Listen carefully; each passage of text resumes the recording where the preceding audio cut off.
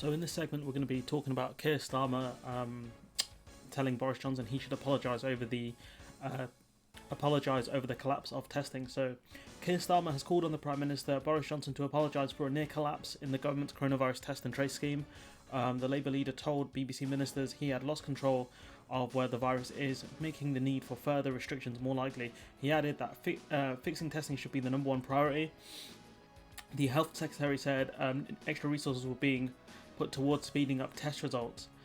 Matt Hancock blamed a spike in those without symptoms seeking a test for an increase in demand, but also says that this has fallen in the last week or so. He also said that he's also the same guy who said if you need a test, you can get a test. So there's that. So Starmer's call for an apology over testing comes as the government introduces fines of up to £10,000 for people who fail to self-isolate after being ordered to do so.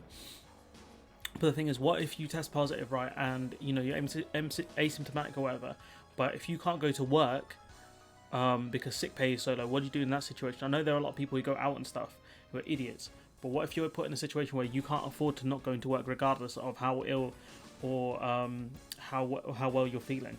That's maybe something the government should actually think about. A new legal duty in England will require people to self-isolate if they test positive for the virus or are traced as a close contact from the 28th of September.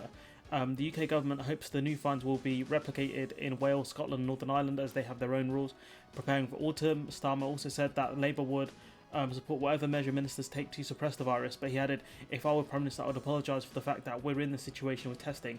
Throughout the summer we were saying prepare for the autumn, instead we had the exams fiasco. I would make fixing testing the number one priority. He also talks about the fact that they need to prioritise who they test. I don't think anybody was expecting to see the really sizable increase in demand that's happened over the last few weeks. She said, so who's this? Baroness Harding, Dido Harding saying this. Also speaking to Andrew Marr, Mr Hancock said, thankfully the demand has come down a bit, probably because there's less people being able to get tests, so maybe the demand in processing he's talking about. He said the government had been clear and more stringent about prioritising tests for people who need them, who have symptoms, ahead of the expected publication of a list of which people will be put in the front queues of tests. He said we need to be clear about prioritisation. And the thing is, we'll go on. Starmer also said that he also called for children to be prioritised for testing, adding that there was a desperate need for increasing testing to keep schools open. He said children should be put in the same position as key workers with tests available within 24 hours. I think the bit I disagree with, children aren't as big a priority, but at the same time, of course they can spread it, but they're not as impacted as badly as adults are.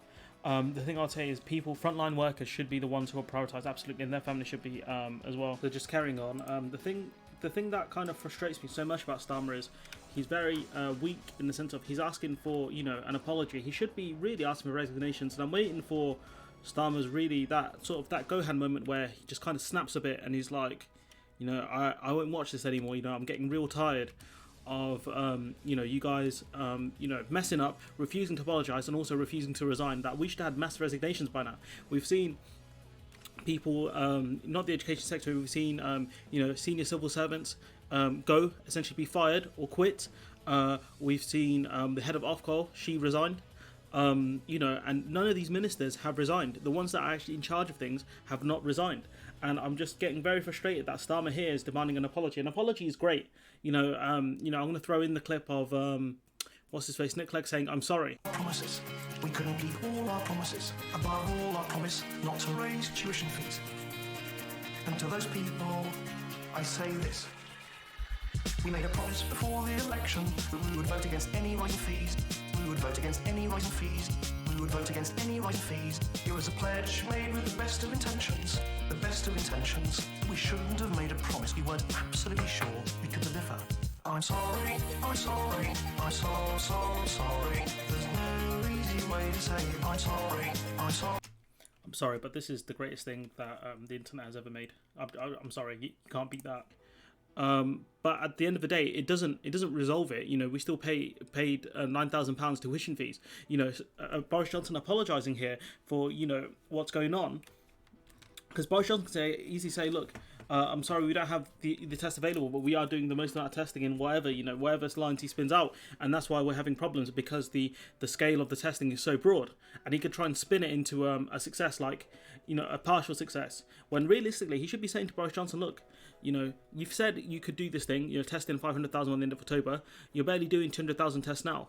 he could also say that, look, you're obviously a guy who all you do is do fake promises. He can link it back to the withdrawal agreement if he wants to, but at the same time, given the system at the moment where we've got cases spiraling, we're going to see hospitalizations start to spiral upwards as well. Head teachers and teachers not being able to get tests, healthcare workers not being able to get tests, and he needs to start really going on the offensive here, because I'm getting really bored of this guy, fam. I'm getting really bored of this guy. And we had Lisa Nandy talking about oh, we're going to be the party, Britain first and all this stuff. Is like, well, you've just used the name of a racist group that killed an MP a few years ago, so well done there. But you can see that, look, what Starmer should also be saying is you haven't learnt the lessons from the first wave, where you're allowing COVID positive patients to go back into care homes because hospitals don't have capacity, because your party as an organisation has managed to destroy the National Healthcare Service. And the only reason why we weren't overloaded was the fact that you managed to discharge so many people who still needed care back into care homes. And that caused a secondary crisis. And that's what Starmer has to do. He has to start going on the offensive here, because I'm getting very bored of this guy and he's sort of tip-tapping around. It's fine to, say we're on the government side when they do things right. But now they've got multiple things wrong. And all he's saying is, I demand an apology. When you say, oh, I'm sorry it didn't work out, I'm sorry, I'm doing my best, I'm sorry, your best isn't good enough. And at that point, Starmer should be saying, clearly, you're not fit for the role, so stand aside and let someone who can do the role, whether that's me or someone in your party, because you're not good enough. And that's what he should be saying about Boris Johnson. That's what he should be saying about Matt Hancock. That's what he should be saying about Gavin Williamson. That's what he should be saying about the rest of the ministers who have failed this country. But instead he's saying, oh, I want you to say, I'm sorry, I'm so sorry. When we're wrong, we hold our hands up, or whatever the Clegg song goes. I'll play it now. Somewhere just at the end of this. But I'm just embarrassed, to be honest. I'm waiting for that Gohan moment, really, where he snaps and says, I refuse to watch this anymore. I want to see some action. I want to see some change. Because at the moment, I'm not seeing a lot here. I'm embarrassed, to be honest. I am. And he's managed to level points with the Conservatives in certain polls, but he needs to start really trying to get ahead of them. Especially with the government U-turn over working from home, where the government were trying to push people to start, going back to the offices. Now we've seen a spike. They're saying go home. So he needs to make the point that, look, obviously it wasn't safe to go back to the offices. All the government cares about is, helping high street, whatever sandwich shops, when the government could actually financially help them, instead of trying to put them in a position where they have to stay open and essentially help the spread of COVID. But he's not doing that. And he's just really annoying me. But I want to leave it there. I've rambled on long enough. Let me know what you guys think in the comments below. Like, comment, share, subscribe, and hopefully I'll see you in the next one.